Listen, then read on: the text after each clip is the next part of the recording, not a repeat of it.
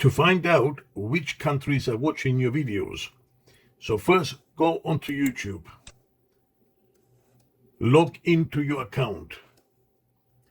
I'm already logged in this account. Go to YouTube Studio. Then go to Analytics. From here, you can go to Audience. Scroll down, Top Geographies. However, you can see more by clicking See More. Scroll down a bit, change that to 90 days.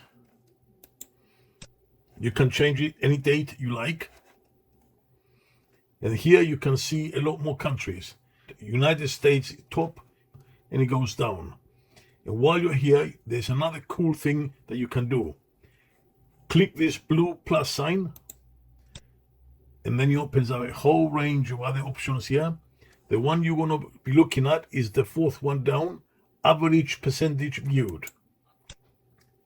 What this does, it shows you each country how much of your videos they're watching. So United Kingdom top, and it goes all the way down to Russia, 34%, and that's the average percentage viewed. So I hope this was useful information for you, and thank you for tuning in. See you in the next video.